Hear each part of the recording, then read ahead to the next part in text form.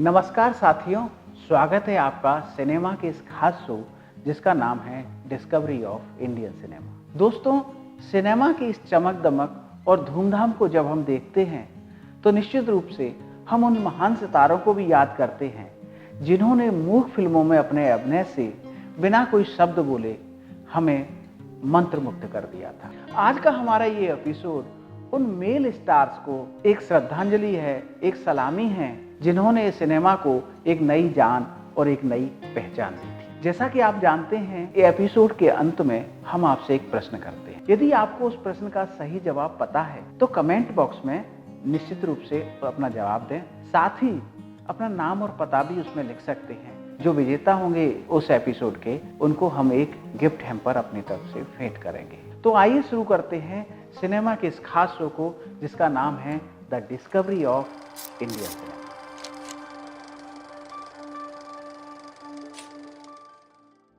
तो आइए शुरुआत करते हैं मूक फिल्मों के सबसे बड़े superstar the great Charlie Chaplin से। हॉलीवुड में चार्ली चैपलिन को द ट्रैम्प नाम से भी पुकारा जाता था। चार्ली चैपलिन की हर एक चाल, हाव भाव, हर एक अदा दर्शकों को जहां हंसाती थी, वहीं उनकी ये अदाएं रुलाने का भी दम रखती थी। उनकी सबसे प्रसिद्ध फिल्मों में सिटी लाइट्स, द किड और मॉडर्न टाइम्स शामिल हैं। क्या आपको याद है वो सीन जब एक छोटा बच्चा और उसके माँ बाप के बीच चैपलिन पुल का काम करते हैं? सिनेमा में यह मासूमियत शायद ही किसी और ने दिखाई हो। आइए अब हम बात करते हैं मूक सिनेमा के दूसरे महान कलाकार बस्टर कीटन की। बस्टर कीटन को द ग्रेट स्टोन फेस भी कहा जाता था।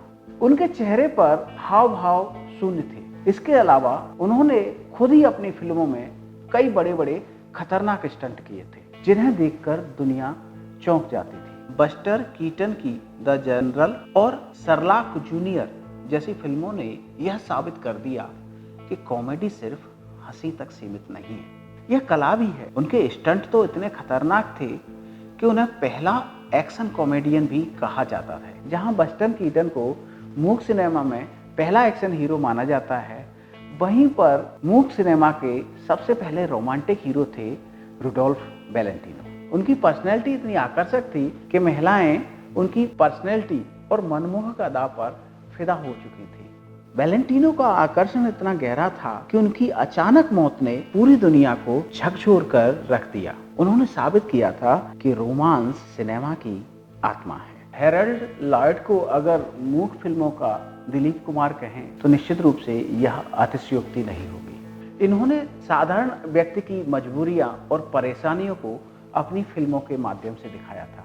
हेरोल्ड लॉयड, जिसका नाम सुनते ही एक इमारत की घड़ी पर लटका हुआ दृश्य याद आता है। उनकी फिल्म सेफ्टी लास्ट ने सिनेमा को रोमांच और कॉमेडी का अनोखा मेल दिया था। डगलस फेयरबैंक्स को मूक फिल्मों का एक्शन हीरो कहा जाता है। उनके तलवारबाजी और साहसी किरदारों ने दर्शकों का दिल जीत लिया था। फेयरबैंक्स की द मार्क ऑफ जोरो और द थ्री मस्कटियर्स ने एक्शन फिल्मों के लिए एक नया मानक स्थापित किया।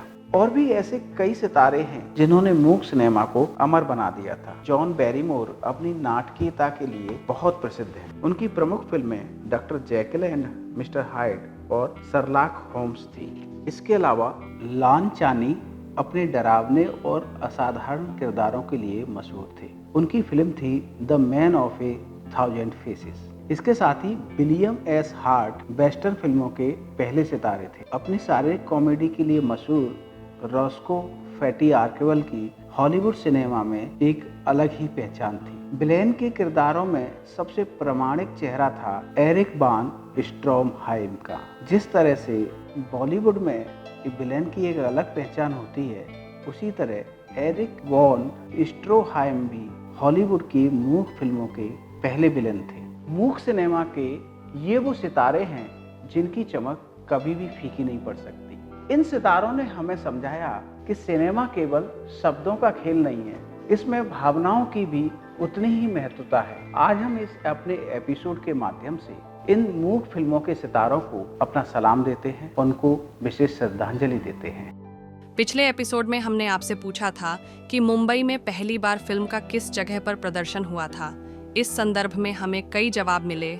इस प्रश्न का सही जवाब दिया है झारखंड के श्री डी के मेहता जी ने। रांची जिले के श्री डी के मेहता जी को यूजी फिल्म्स टीम की ओर से हार्दिक बधाई। जैसा कि आप जानते हैं कि एपिसोड के अंत में हम आपसे एक प्रश्न करते हैं, तो आज का हमारा प्रश्न है कि चार्ली चैपलिन जो मूक सिनेमा के सबसे बड़े फिल्म स्टार थे, उनकी पहली फिल्म कौन सी थी? एक बार पुनः सुने, चार्ली चैपलिन की पहली फिल्म कौन सी थी?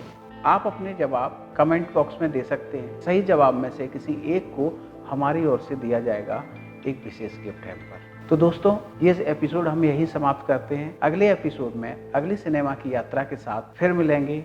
तब तक के लिए नमस्कार।